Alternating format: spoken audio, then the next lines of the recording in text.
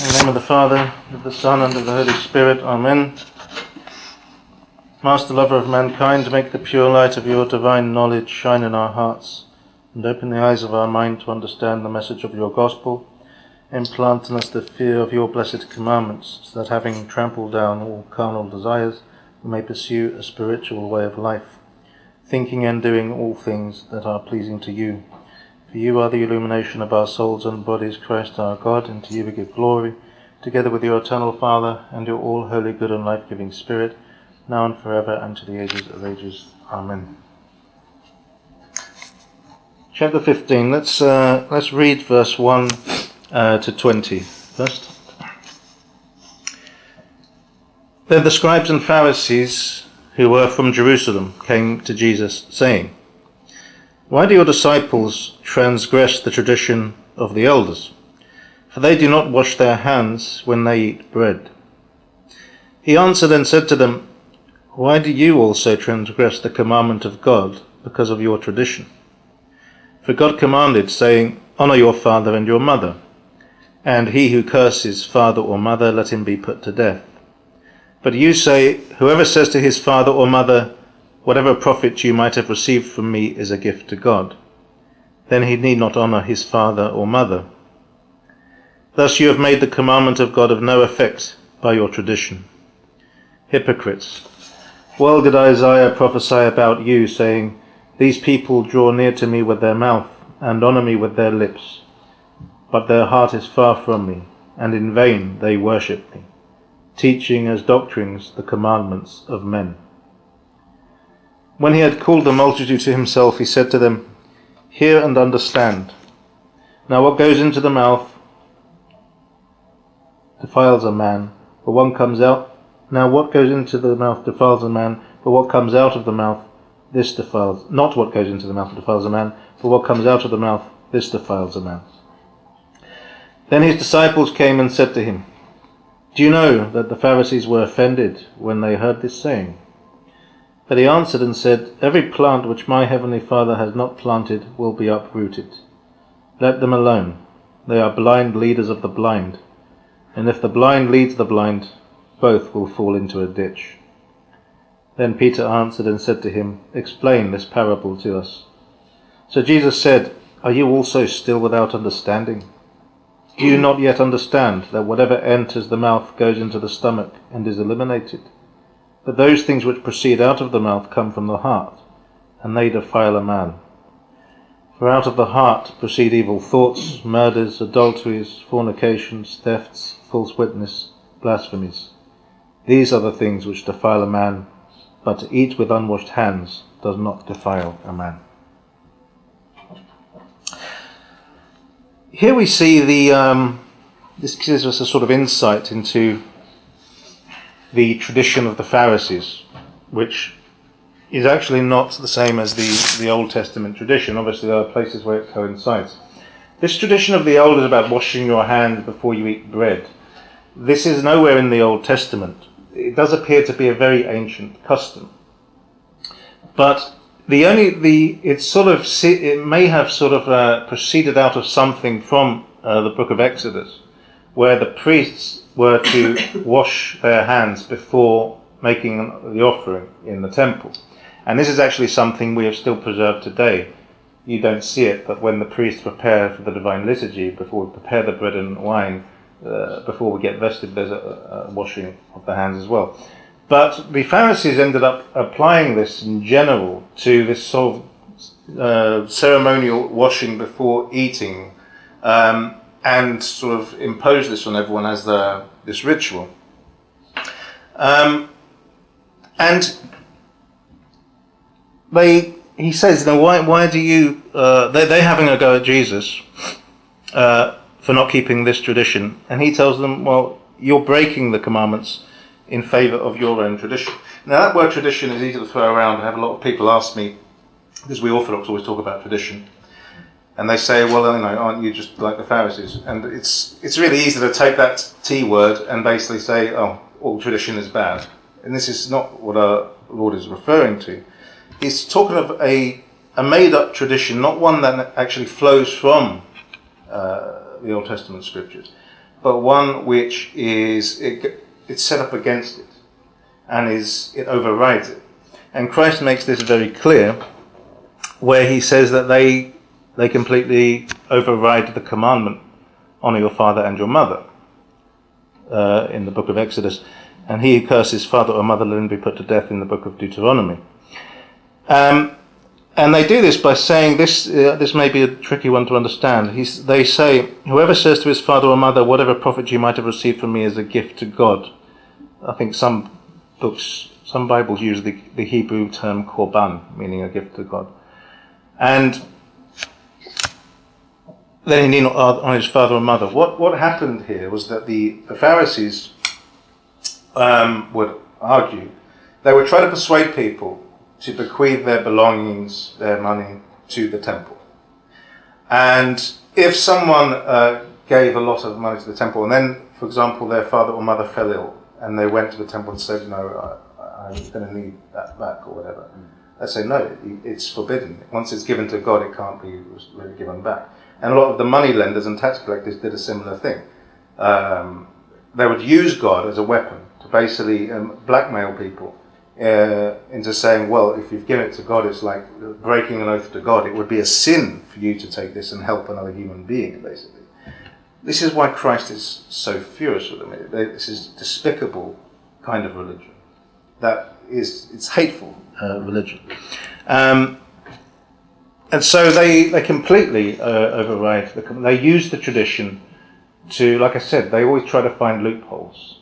They use religion to satisfy their passions. And many of us must do this. And many of us do that. And so he, again, quotes this Old Testament passage from Isaiah. Isaiah is quoted quite a lot in the Gospel of Matthew. And it is a beautiful book. So you should try and read it sometime. He's quoting Isaiah 29:13. Let's go to Isaiah 29. I want to read more than just the verse, though, because it's a very beautiful passage, and it not only sums up what Christ is saying here, but it touches upon those other things we were talking about, the parables, how the simple people were the ones having the truth revealed, and the wise people, the scribes, the illiterates, the Pharisees, these are the ones who were blind. If you go to Isaiah 29, let's go from verse 9 let's go to the end of chapter 9. Pause and wonder. Blind yourselves and be blind. They are drunk but not with wine. They stagger but not with intoxicating drink. For the Lord has poured out on you the spirit of deep sleep, and has closed your eyes, namely the prophets. And he has covered your heads, namely the seers. The whole vision has become to you like the words of a book that is sealed, which men deliver to one who is literate, saying, read this, please. And he says, I cannot, for it is sealed. Then the book is delivered to one who is illiterate, saying, read this, please. And he says, I am not literate.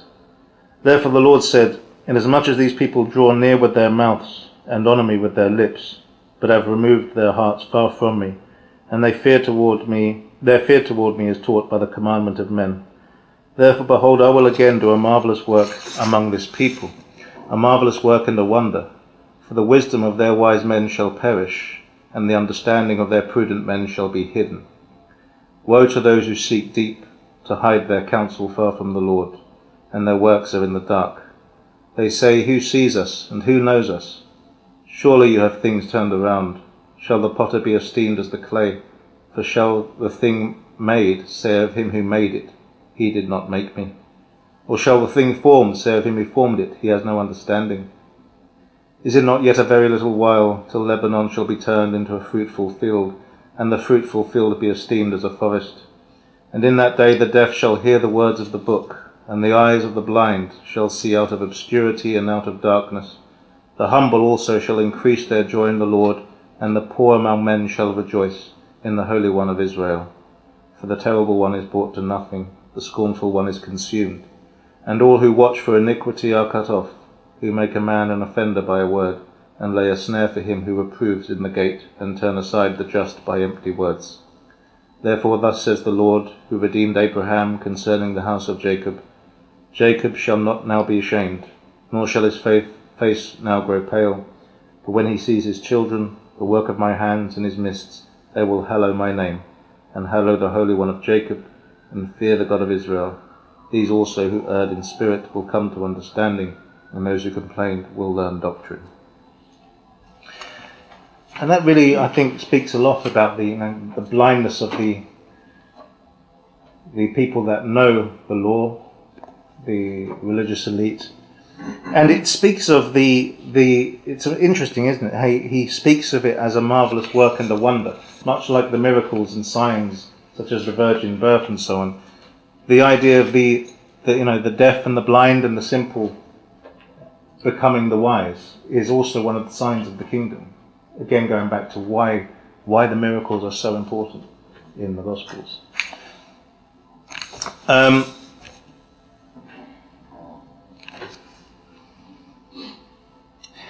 And Christ goes on. He goes on to explain how, obviously that this washing of the hand was about, again, defilement. The Hebrew people were obsessed with this being defiled and being cleansed. And explains that all you think about is bodily defilement, and the fact that you have corrupt hearts, and you speak evil. You don't seem to care about this, and this is what truly defiles you. And if you actually also, this is a fasting period now, and particularly you'll hear this reflected upon in Great Lent. Next year you'll hear it in the church a lot, how this is always a warning to us during the fasting periods, that we're always being told, don't think that your fasting in and of itself is enough. It's a warning that's constantly given in the past of the church, because in the fast of the church, it's assumed that the people that are hearing all these hymns and that are practicing fasting are religious people. So it's not aimed at non-believers and people who think, well, what's the point of fasting? It's a given that the people that are doing this are doing so because they're religious people. So all the warnings are about the hypocrisy. Don't be like the Pharisees. You're better off not fasting at all than to fast like the Pharisees and be hypocrites. And it's why that there's more to the fasting than food. We're also taught to control our tongue and to fight against our passions. Otherwise, the fast, all it is a change of diet and nothing else. And you see how he gets quite cross with the disciples as well here, because it should be so obvious what he's getting at, and he says, even you don't understand what I'm talking about here. You don't understand what really leads to defilement. Or possibly he's getting angry. There's other fathers who commented he may got angry because they said to him, that you offended them, as though they expected him to try to keep good relations with them. And clearly he has no time for the Pharisees at all, and no interest in maintaining good relations with them, because he knows that they're completely corrupt and have absolutely no interest in God at all. I'd even be tempted to class these Pharisees as the first religious atheists, in the sense that outwardly they're religious, inwardly they don't seem to believe in any of it. The whole belief system, the whole practice, the whole way of life seems to be completely contrary to what God wills. I don't think I have anything more to add on that passage, so before we move on, I'm happy to take some questions on that, because we keep moving on to different things, so I don't want to confuse it by moving on if you want to ask about anything from here.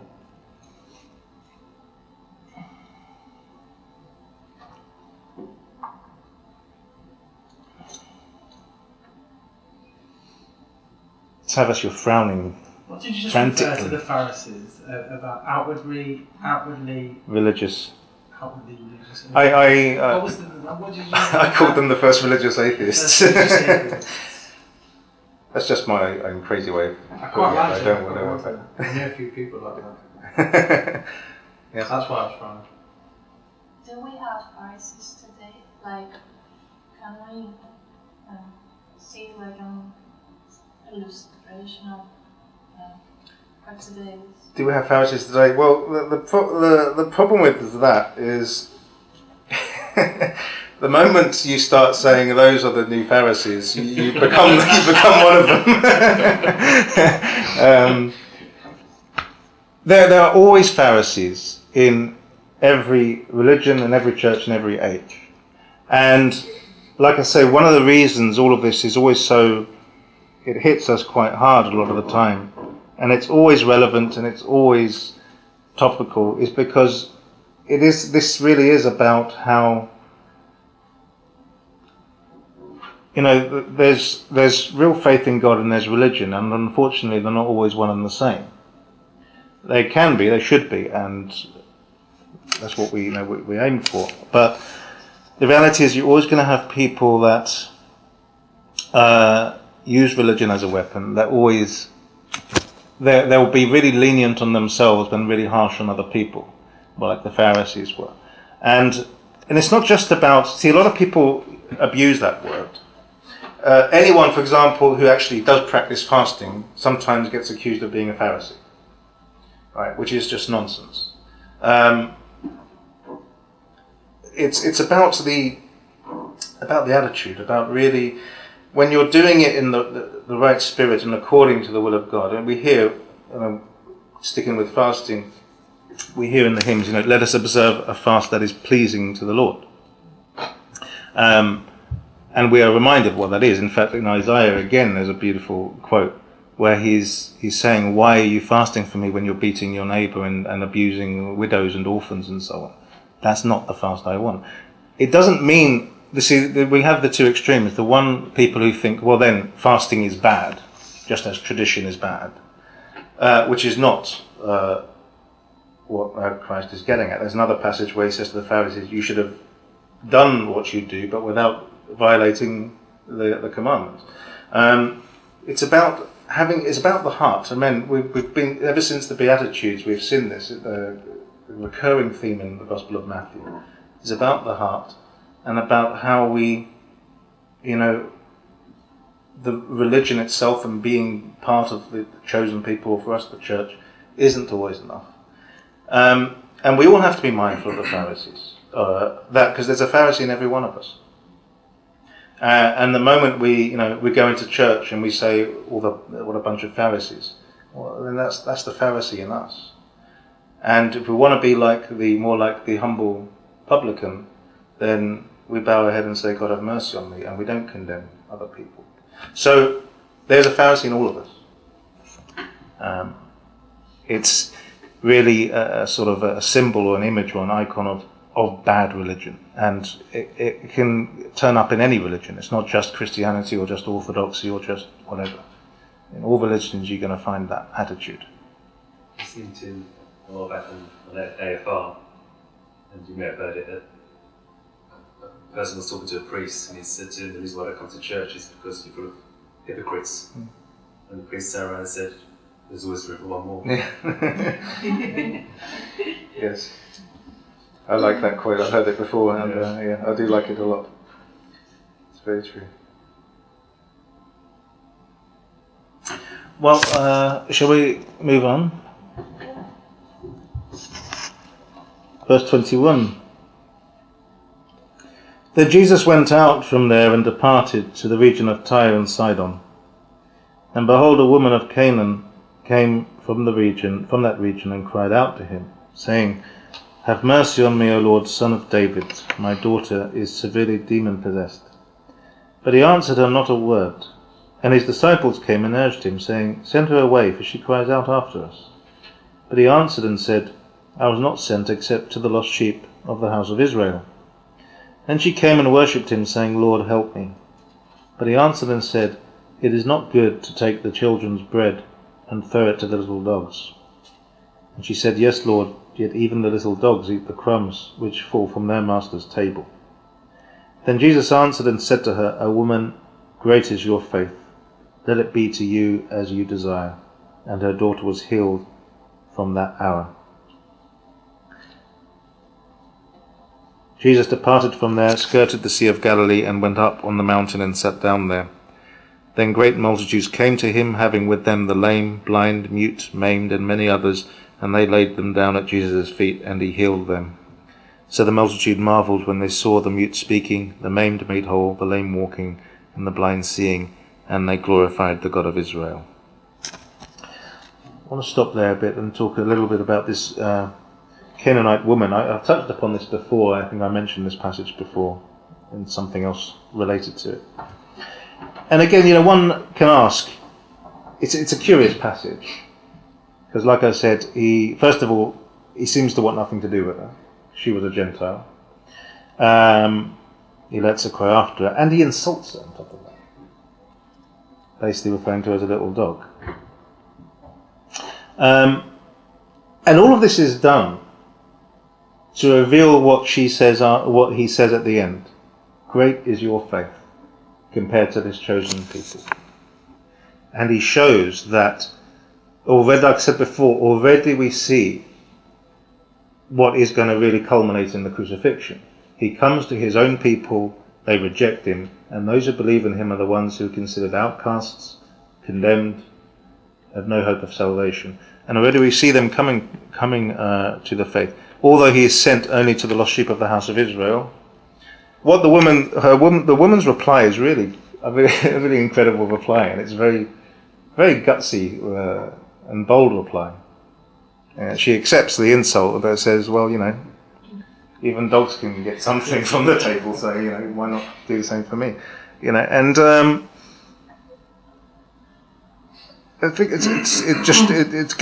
we always see this in the cases where there's a Gentile that comes up. We see the pagan centurion, we see with the Canaanite, we see with the Samaritans and so on, where he lets them cry after him, and he eventually, although showing that I am here for the chosen people, he allows them he shows their faith, and it's a lesson to the people of Israel as well.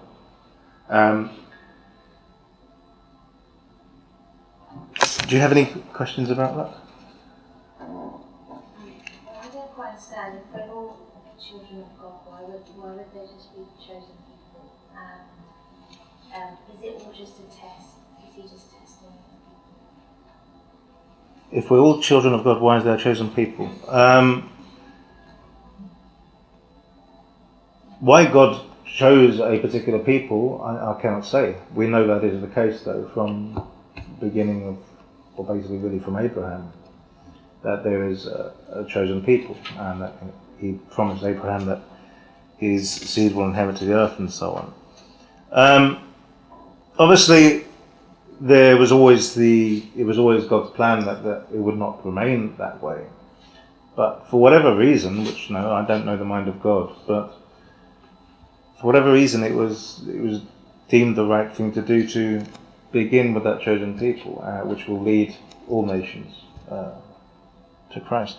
I mean, perhaps sometimes when you read some of the cases of some of the people that were not part of that nation, Noah and the flood, Sodom and Gomorrah, that people seemed to be so evil that there was there's not much chance of anyone, all the nations being able to receive them. When you look at what the people of Israel alone did wrong, it's a way of God reveals himself slowly over a process, and we see that throughout the Old Testament. When you read bear in mind that the Bible isn't. There's not really a Bible. Right? It's not a book. It's a library written over different periods of time by different authors with different genres over a period of time. So you don't expect to find exactly what you find in Genesis to be like entirely the same as what you're going to find in Matthew, in the sense that there is a development where God is revealing his will slowly over time in order that to make it possible for us to start to understand and to receive him. So it's not a contradiction. Now all those who believe we're all chosen. But for whatever reason, that's how it had to begin. What was your other question? It was about, is he testing her? Is he testing her faith? Because that's quite a cruel thing to say. Yeah. She must have knew what she'd come back with. I don't think it was testing her faith. I don't think it was at all. I think he's giving her the opportunity to. It's really for the benefit of the people of Israel, I think. And bear in mind, we have to understand, God, He knows what's in everyone's heart anyway. Yeah. So He knows, like we saw with the pagan centurion, the response is very different. He responds to different people in different ways depending on their circumstance and situation. The case of the pagan centurion, his faith seemed to be the greatest of all. He said, I've not encountered this much faith. He didn't even need to see or have Christ even come. Just say it will be done and that's it.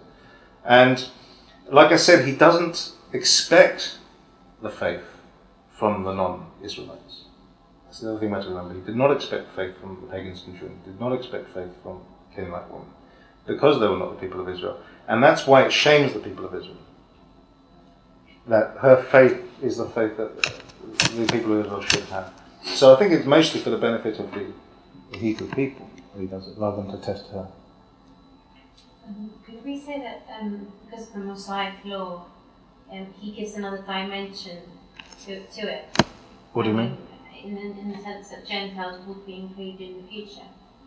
Yes, he's already. The apostle. Yeah. But because the Mosaic law was first given to the Jewish population. Yeah, the Mosaic. Yeah. Are you going back to the first question? Yeah. I guess the question is, why was it only given to one people? But okay. Yeah. But you had the people of Israel as the ones who received the law, the Old Testament. But like I said, we already see it breaking through in the Gospel. Yes. Did God chose Israel because of Abraham and Jacob? Because I think He promised them that He will make a nation out of their sperm. So is it that the reason maybe that God chose Israel, because of the promises He gave to the man, to those men that were faithful to God? So maybe that's why God has a favor on Israel, because He promised something and He holds on His promises. Yes, I said that the reason that Israel is a chosen people is because Israel is obviously one of the sons of Abraham, and it's because of Abraham that there's that chosen people. And if you remember the first lesson we did on the genealogy in the first chapter of Matthew, begins with Abraham, and we already see there that the promise to Abraham was not and is not to be understood in literal terms alone, in the sense that when we talk about the seed of Abraham, we're not simply speaking of descendants, biological descendants, we are speaking in spiritual terms, that we are also children of Abraham because we accept the Messiah. So there's more to it than the chosen people in that sense of a nation.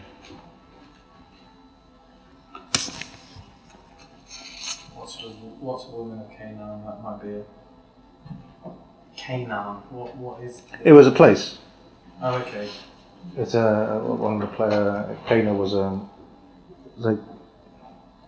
Canaan, not Canaan. Canaan of Galilee is different. The Canaanites were one of these groups, like a bit like Samaritans. You have those different groups who are not, but they're not part of the. So Canaan's a place, He treats it like it's a belief system. Well, because they often were like the Samaritans. Samaria was a place, but it was a group that had heretical beliefs and so on.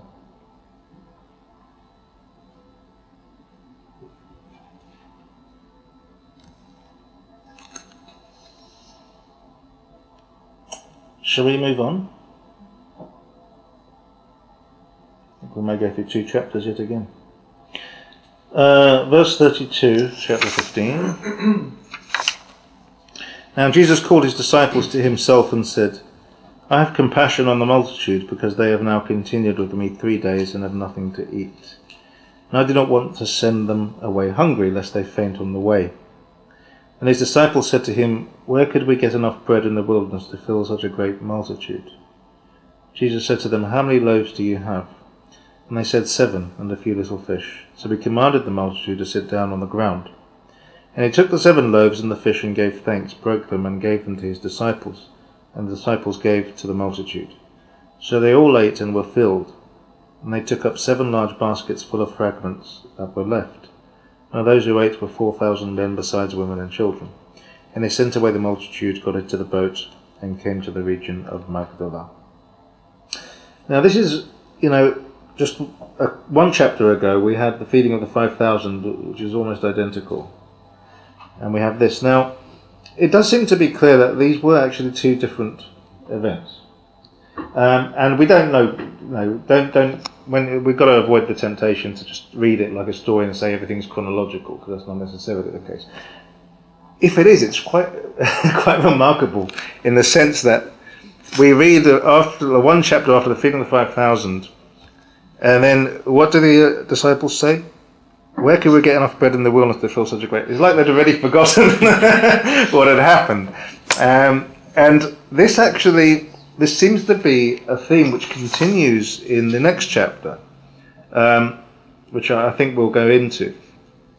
And it does seem there's a common theme in these two chapters, which is that of bread and leaven, the leaven of the Pharisees, eating your hands before you eat bread, the feeding of the 5,000, the feeding of the 4,000.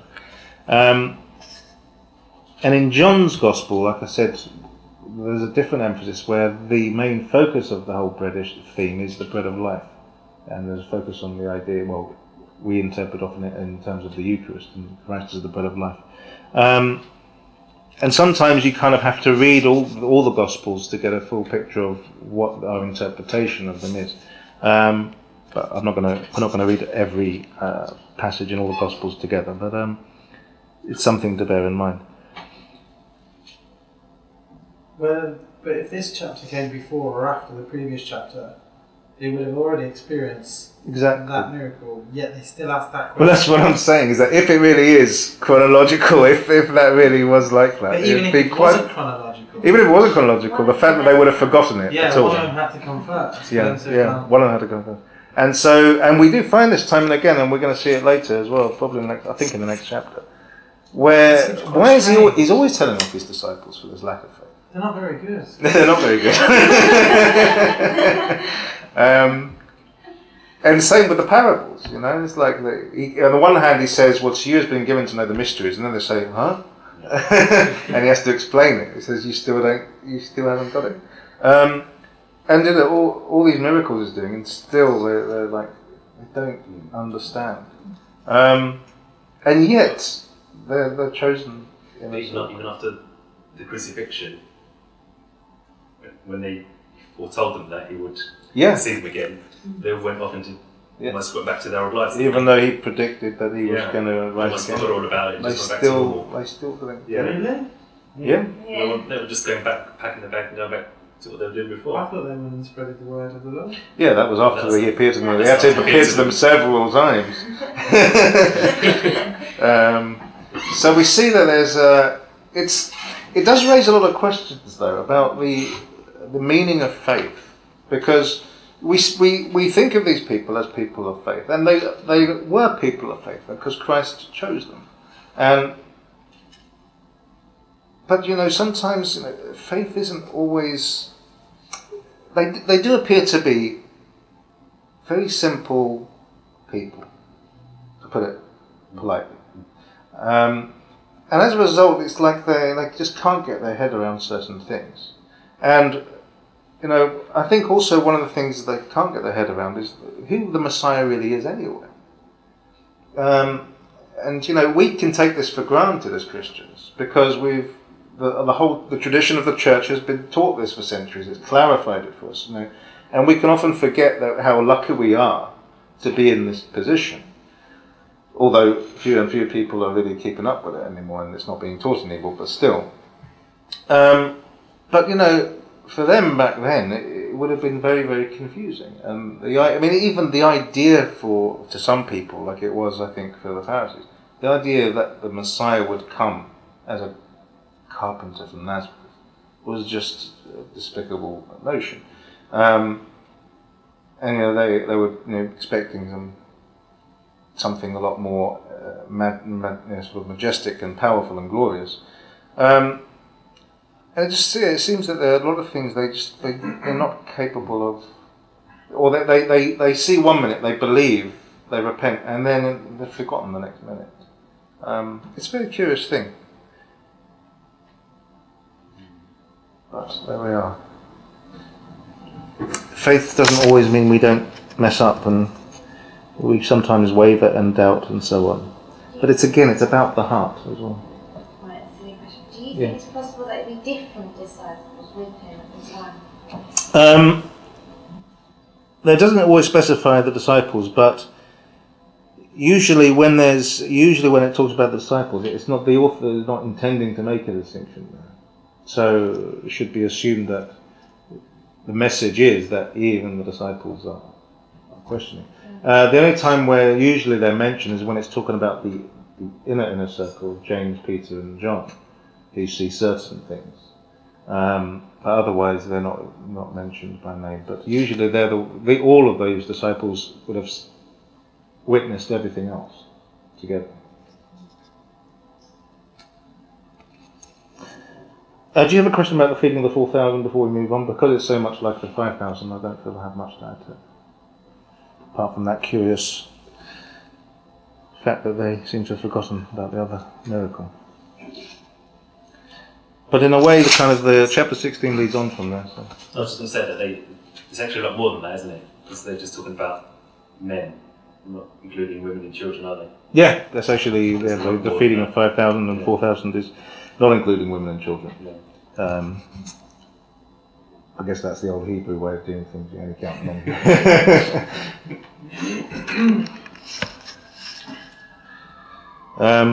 All right, let's move into chapter 16.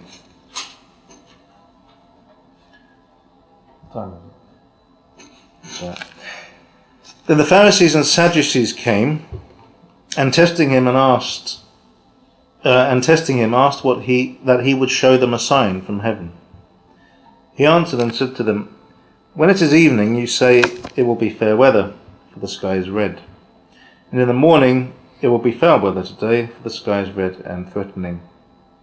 Hypocrites, you know how to discern the face of the sky, but you cannot discern the signs of the times. A wicked and adulterous generation seeks after a sign, and no sign shall be given it, except the sign of the prophet Jonah." And he left them and departed. Now, when his disciples, actually, before we move on, I want to stop with that. Again, we have this sign, this asking for signs after all of this that's going on. The Sadducees, you know who the Sadducees were? Is it a sect? They were a sect. But he speaks to them a few times. And usually they're the ones that ask Christ about what happens if someone's married more than one person and whose wife will they be in heaven, etc. They don't believe in the resurrection. They didn't believe in the resurrection, yeah. So he seems to lumber the Pharisees, Sadducees and scribes and lawyers into a category of undesirables. And his answer, they're asking for a sign, and he's basically, what is he saying here, is that you have the signs already, and you can't read the signs of the times. So that's why he's not going to give them a sign now, because it wouldn't have made any difference, quite frankly. Because these are the signs. And they should know it, because they know the scriptures. But the one sign he refers to is the sign of Jonah. And I want you to go to the book of Jonah. It's one of the shortest books of the Old Testament, so you have no excuse not to read it. Book of Jonah. Depending, I don't know, it would be in a different order if you're in the Orthodox Study Bible, but in most Bibles, it's the book before Micah and after Obadiah. It's near the end of the Old Testament.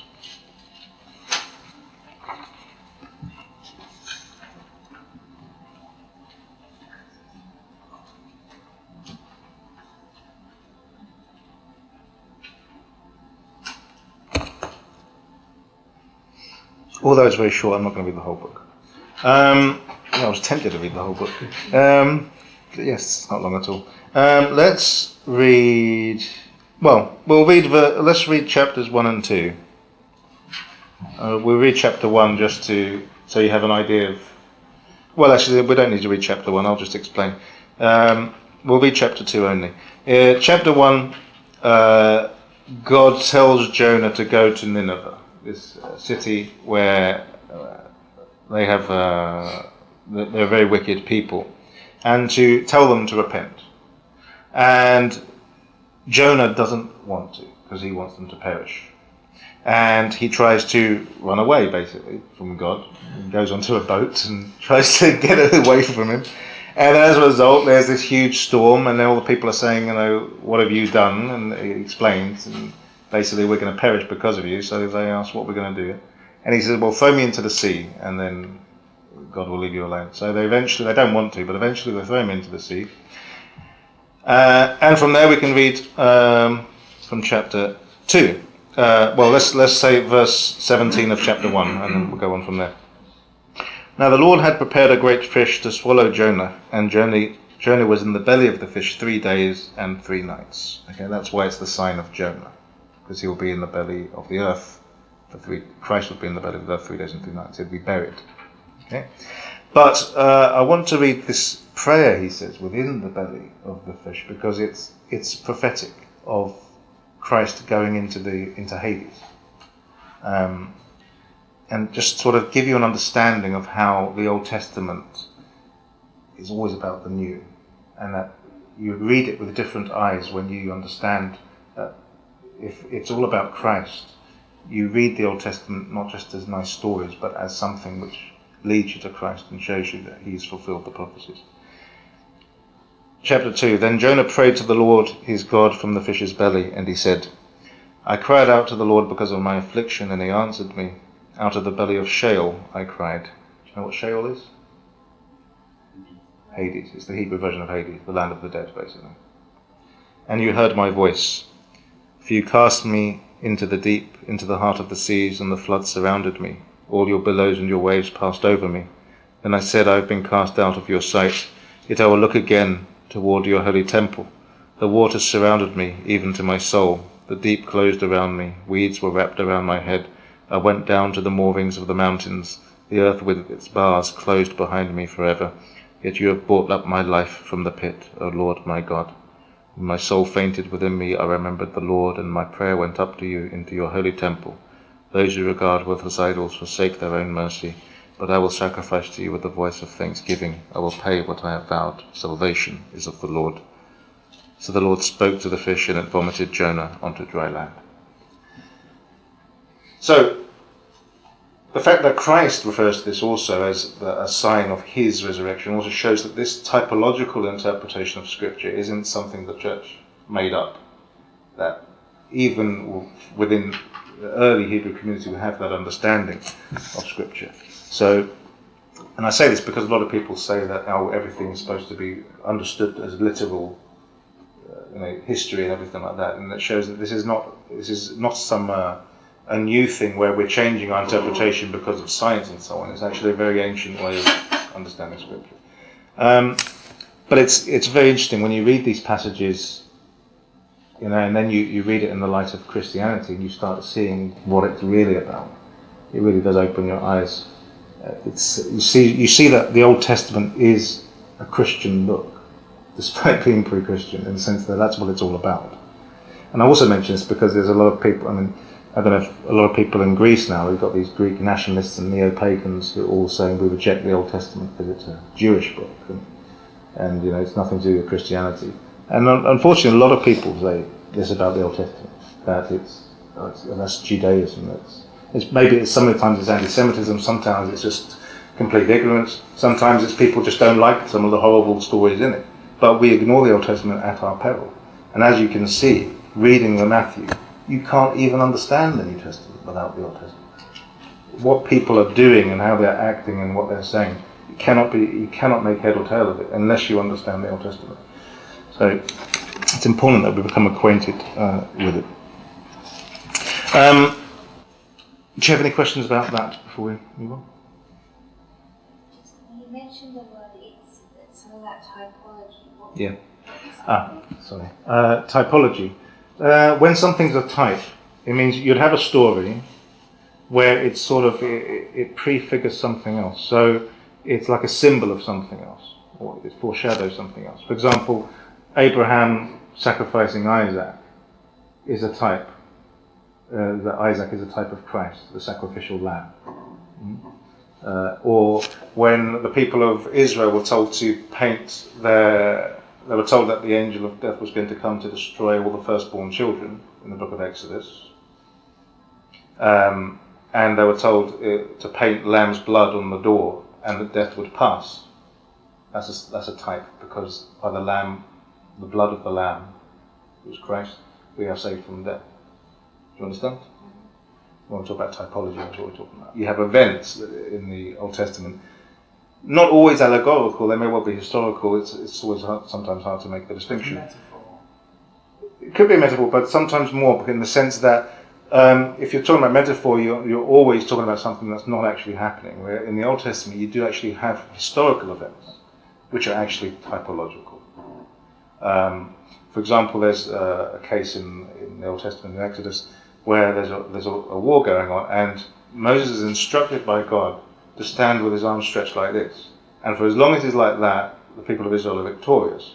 And when he gets tired and his arms come down, they start to lose. So he gets two people to hold his arms up like this the whole time. Now, why is Moses asked to stand like that, do you think? Cross. Typology. There's another case in the Old Testament, in the New Testament, where Christ refers to a type. But maybe we'll come across another time. He speaks of this a serpent being held up on a pole, and he actually compares that to Christ being lifted up on the cross. So we have this idea that events in the Old Testament, we shouldn't just read them as events and say, well, we hear about a war going on, and then we pass some sort of moral judgment on it. We have to understand it in another way as well. Does it also include people as well as events? People as well. We have people who are types. I mean, I've mentioned this in other classes. The noble Joseph in Genesis is a type of Christ. There are lots of these sort of types. Melchizedek as well. You have to start reading this. Joseph in Genesis, family of riches. All of it. Genesis isn't just chapters 1 to 3. It's a lot of chapters. Genesis is many chapters. Because he went into Egypt, didn't he? Yeah. Genesis has 50 chapters. Anyway, let's move on. Matthew 16, verse 5. Now when his disciples had come to the other side, they had forgotten to take bread.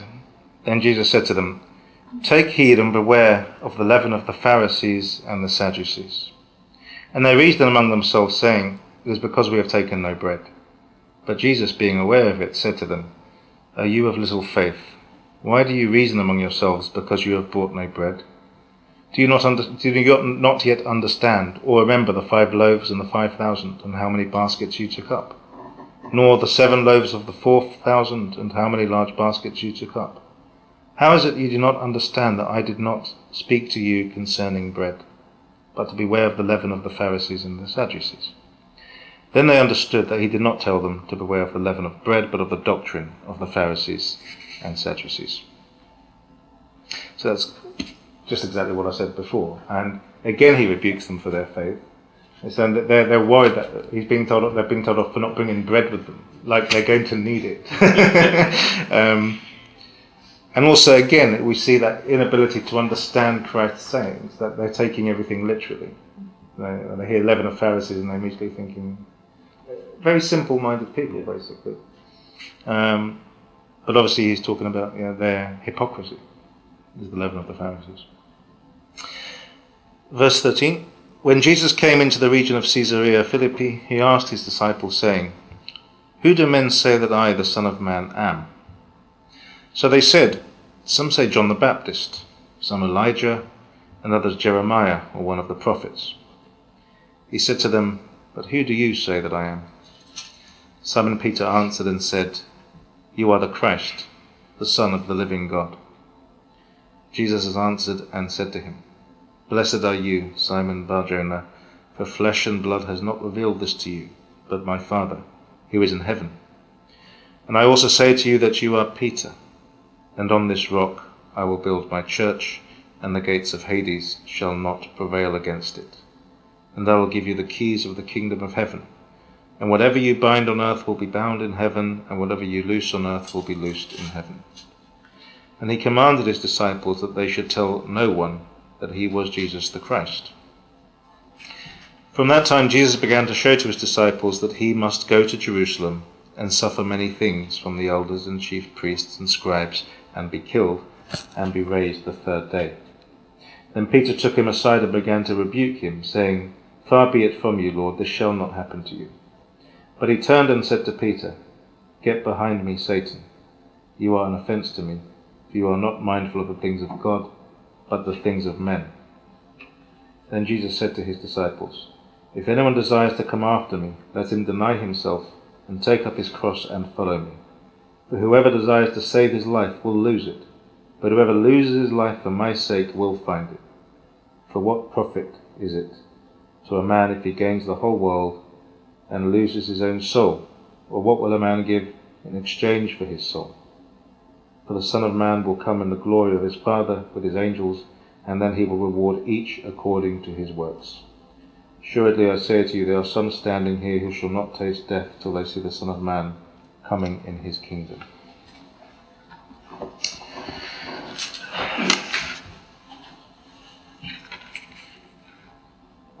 Interesting, isn't it? On the one, again, the contrast we find with the apostles. First, Christ says to him, You are blessed because God has just spoken through you.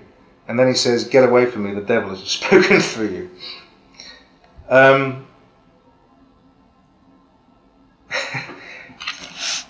It's a curious thing. But we see here the idea that, again, people are still saying, remember I said before, we kind of underestimate how big John the Baptist's following was. You know, people were still refusing to believe that he was dead, and saying that Christ must be John the Baptist alive again, or he never died. Some comparing him to Elijah or some of the prophets. And so many people were unable to recognize Christ as the Messiah.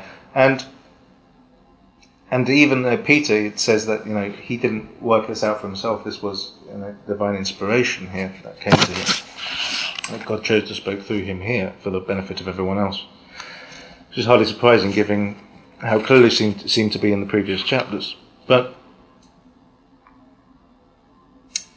this is also a passage. This passage about the church is one which, again, easily abused.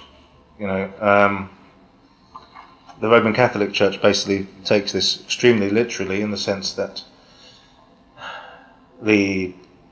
Peter is the first bishop of Rome, and from there that means every bishop of Rome is the one who holds the keys to the kingdom of God, etc.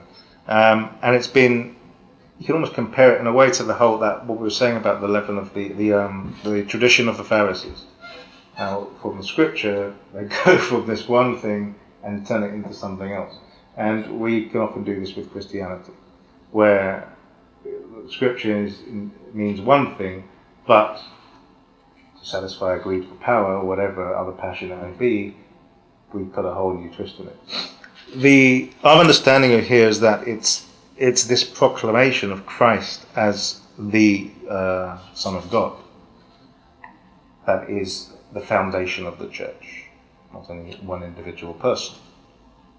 And Peter, even if you go on, when you read the Acts of the Apostles, that Peter's role amongst the disciples was nothing like what the Bishop of Rome thinks it is, in the sense that he never acted alone. He never had any authority over the other apostles. St. Paul, in fact, had a big argument with him, told him off several times. And at the first council in Jerusalem, which we read in Acts of the Apostles, he made no decisions on his own, but they all acted together. And this has been the way the Orthodox Church has always functioned, that all the bishops act together. So, you've got to be careful, because churches can base things on Scripture, but is it the right interpretation? And we have to understand Church's understanding of Scripture, the sort of how all of the early Christians understood Scripture to understand what's being referred to. It's also the first time in the Gospel we hear the word church at all, which is interesting. And church, the Greek ekklesia, it means a gathering. But obviously it's more than a gathering. It's something which is, I guess you could say, is the Christian flock as a whole. Almost you could say the new Israel, so to speak. But no longer something that is an earthly Jerusalem, but a heavenly one. I mean, the New Jerusalem is another term that's used for the church as well. And this assurance that the gates of hell will not prevail against it is something we should take heart from, because however things often seem that is not the case. That we find a lot of evil in the church, a lot of corruption, a lot of sin. Yet the church is not just some institution. It's something that's founded by Christ. It's not of the world. And Christ isn't kidding here when he says the gates of hell will not prevail against it. So we have to be able to understand that human failings, that there's more to the church than that. The church isn't just, if it was just human beings, then what's the point of it, to be honest? I mean, there's not much hope for us. Sorry, I'm not very optimistic about human nature. But, there's more to the church than that. It's something that is divine as well as human. And it's established by Christ himself.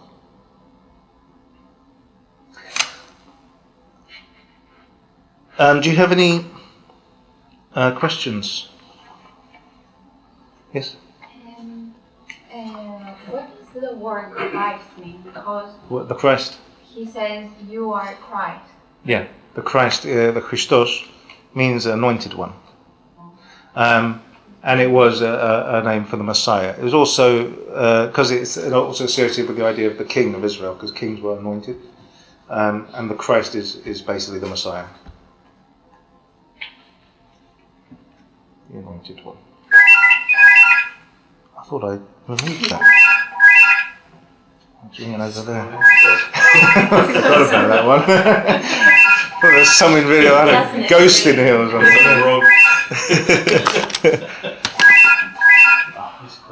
Yeah. I'll just ignore it. I can't go. Leave it. Okay. Just pick it up and tell them I can't speak. Yeah. So. Hello? Hello? Speaking. Hello? Right. Yes. I mean, it's a fax machine. It's both, yeah. I'll just leave it off the hook. Take it off because I don't want it to happen again. I'm terrible with technology. I'm just take it off. Oh, okay.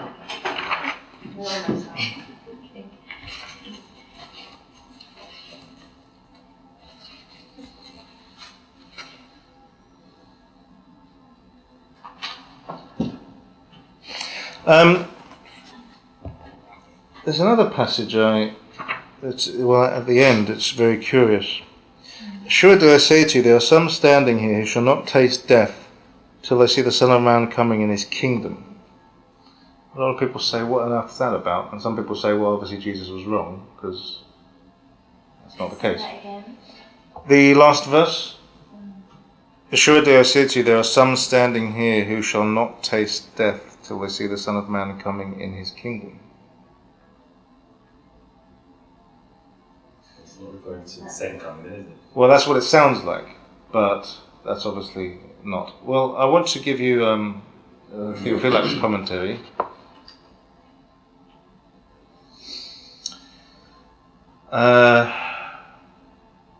He says, there be some here who would see, as far as they are able, the glory of the second coming in the transfiguration, which is what comes in the next chapter. At the same time, he shows what great glory will belong to those who suffer for his sake. For as his flesh shone like lightning on that occasion, the transfiguration, so in due proportion will the saints shine forth then at his second coming. Here he is hinting at Peter, James and John, whom he took with him on the mountain, and showed them his kingdom, that is, the future condition in which he would come, and both he and the righteous would be radiant. He is saying, therefore, some of you here shall not die until you have seen me transfigured.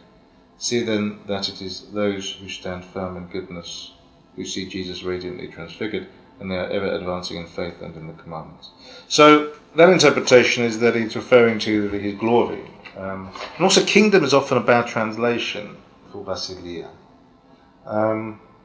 It's not totally wrong, it's just that it seems in many cases he's referring more to rule or kingship, or it seems to be more akin to majesty rather than kingdom per se. But certainly, yes, not talking about the second coming here, about the transfiguration. Do you have any other questions about this rest of chapter 16? We've been going on for an hour. That bit about Satan, that kind of... I can't work that out. Satan. Well, basically, he's basically saying that the devil was speaking through him. That he was using... The devil used Peter. I mean, I'm not saying... I don't think of the Exorcist and pea soup and stuff. But, I don't think it was a case of necessarily a demonic possession. But in the sense of devil influence. Often using a good, a natural desire, which is love for him, to try to convey the idea that you shouldn't get used. Using the very person that's just been said is the greatest of the apostles and has just been spoken to, and the devil tries to use that person to get to him, of all people. So no, I don't think we have here a case of demonic possession. But there's a difference between demonic possession and demonic influence. And demons can use our passions, even our good passions and instincts, to do what is not in accordance with the will of God. And I guess that's what's happened here.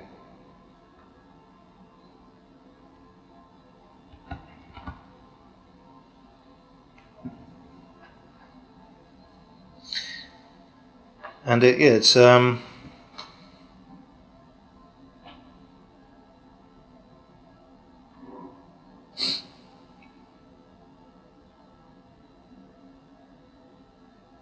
clearly he perceives that it is the devil that's using Peter. That's why he speaks to him as though he's actually addressing Satan himself, which would also be a very... Can you imagine how Peter reacted to that as well? What did Peter say that was so bad? Well, basically, not as we would understand. Well, this is why he says you're mindful of the things of... You're not mindful of the things of God, but the things of men. Now, it's very natural for us to say that you shouldn't go and get killed, right? That's a natural instinct. But this is actually contrary to the divine plan, which is that he has to die. Right? So, again, it's the way the devil uses things which seem good, but which are contrary to God's will. So it can become very, on a human level and a rational level, difficult to argue with. So, but surely God wants you to live. Surely God wants you to be happy, etc., etc. Which is arguments you hear all the time. But that's not necessarily, and certainly in this case, is not the will of God, because Christ came to die. So if he didn't do that, well, then there's no salvation, is there? Which is why he rebukes him. So what he said on a human level, if he was just talking to any other person, you could say, what's the problem? But here it's clearly a demonic thing going on. Because he's trying to intervene when there's something that's divine. He's trying to prevent Christ doing what he needs to do, which is to die to save us from our sins, that they may be washed away, and to destroy the power of death, etc. So, yes. But why? I'm a bit puzzled about why Jesus says that this is a scandal to him. Because in a sense, when Jesus prayed before he died, he said, "Please, Father, take this cup from me." So in a sense, this is like redeems actually puzzled Jesus, even here and after, about not. I'm not quite clear what you mean. You're referring to verse 23 where he says, "You are an offence to me," or scandal. Is that what you're referring to? It's like, when he says scandal. Scandal. So, Yeah. A scandal or offence. Yeah. As if it affects him, as if what he said makes him have doubts. I wonder if there's been a slight change of meaning between the modern Greek and the ancient Greek. A scandal in the ancient Greek is it's like a stumbling block, or maybe offence isn't the best word. But I don't think when we say scandal now in modern Greek, we usually mean it's something that's shocked us. Yeah. Well, it's not quite the same in biblical Greek, where it's more like it's like an offence or sort of a barrier or stumbling block, so to speak. So maybe we might get confused there with the modern and ancient Greek. Does that kind of answer your question already, or? I just want to know if Jesus actually had doubts himself. Right, because you also talked about in the Garden of Gethsemane, he says, "If it's possible to take this cup, pass from me," when he prays to the Father. Yeah. Surely the Garden of Gethsemane, where he says, that shows that his human nature as well as his divine, that he does the will of his Father in heaven. He has, a human will as well as a divine will. They work in harmony, of course, but as a human being, he also obviously was fearful and would feel pain and so on. And so that is his human nature showing through that. But his will to do the will of the Father. And this is why the devil is a scandal or an offence to him, because he wants the opposite. So it's not a complete contradiction. Sometimes it's very difficult and very dangerous when you're talking about the distinction between the human will of Christ and the divine will of Christ. There's been so much theology written on this, you'd make your head spin. And it's very, very difficult to explain with clarity, and you're always in danger of steering into one heresy or another. But it's there's certainly those two things are distinct. And although I think that they work in harmony, there are cases where I think the one shows through, where, for example, the case of Christ on the cross, "Why have you forsaken me?" and the Garden of Gethsemane.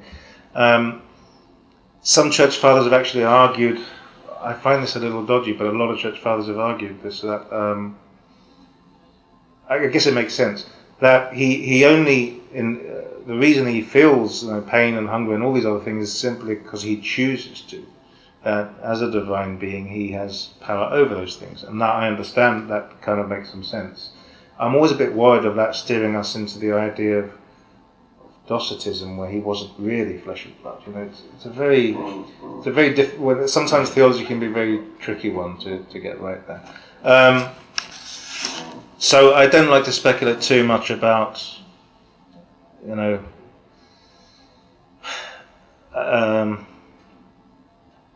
sort of make too sharp a distinction between the human and divine nature. But I don't think he had doubts.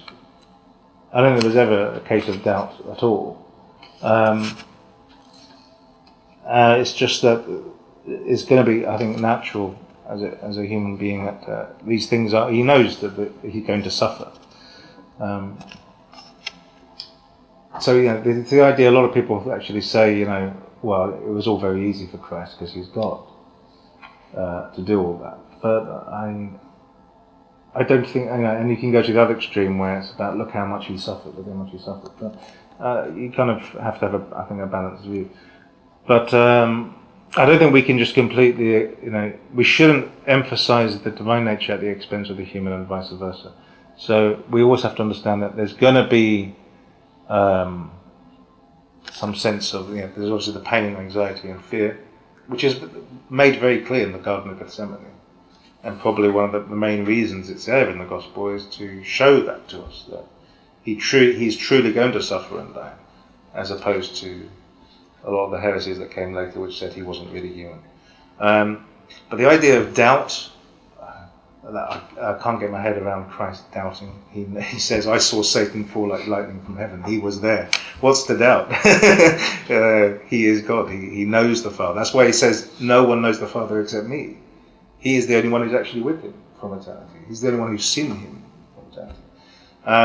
And when a lot of times when I've had a lot of people say, oh, maybe Christ didn't know who he was and so on. It's just, again, that's when you're forgetting about him as divine, pre-eternal God, and you start thinking of him as a human being, some Jewish guy that lived 2,000 years ago, then, yeah, you're going to get those kind of interpretations. But no, I don't think there was doubt. That was too long of an answer to your very short question.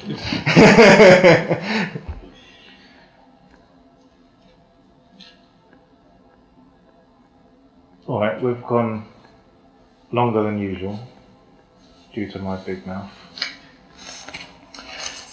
Okay, well, it seems at the moment we're going through 2 chapters at a time, so I'd advise you to read the next 2 chapters just in case. I don't know why that's happened, but there we are.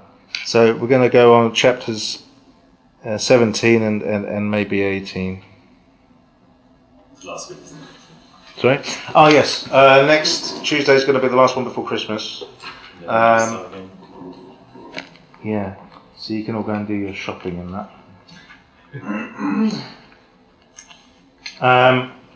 I'll send an email anyway to remind you all. But we will start again on the 14th of January. So you're basically getting a whole month off. Okay. Any protests? No.